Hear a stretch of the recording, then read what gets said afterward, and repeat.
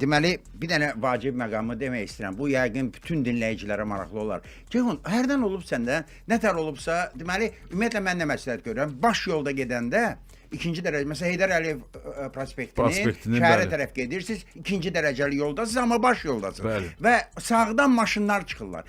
Adətən məsləhət görürəm ki, orta zolağı götürün ki, o sağdakı maşınlarla Bəli. təmas olmasın. Amma hərdən olur ki, nə tərsə olur, biz sağ zolaqda oluruq.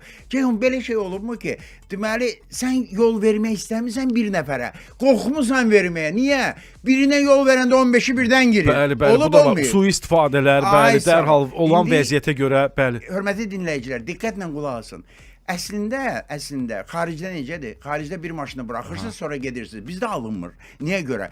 Biz birini verəndə 4-ü 5-i girir, arxadan siqnallar hələ vura da bilərlər sizi hirslərindən. Deməli, məsləhət nədəndir? Kibrit qutusu adında ara məsafəsi var. Mən ümumiyyətlə ara məsafəsini həmişə artıq tutmam. Amma bir situasiya var. Bax, diqqətlə qulaq asın.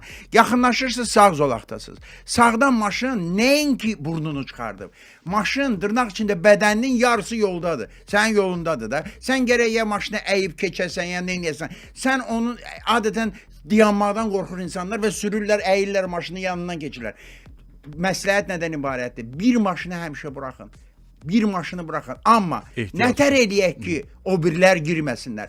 Deməli, mən adətən deyirəm, tələbələrə öyrəm. Yaxınlaşırıq. Siqnal verin. Yaxınlaşırıq. Aha. Maşının bir maşını buraxırıq. Amma o maşını buraxanda ona yaxın gedirik.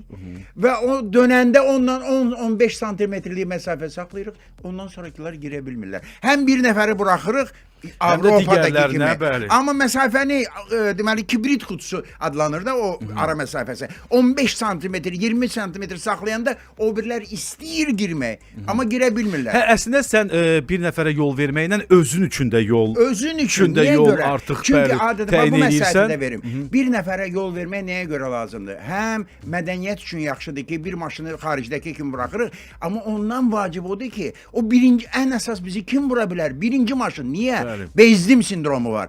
Dayanıb, bu edan Ceyhun gəlir. Əşinə Ceyhun çıxdı vurdu. Deməli o birinci ən hövsələsiz birinci olur. Birincini buraxırsınız, o dönə-dönə sən ona yaxınlaşırsan, dönəndə sən onun baqajnikinə yaxın olursan, 15 santimetr sağdakı istəyir, o birilər də istəyirlər girmək, elə istəyirlər Ceyhun girə bilmirlər çünki məsafə azdır.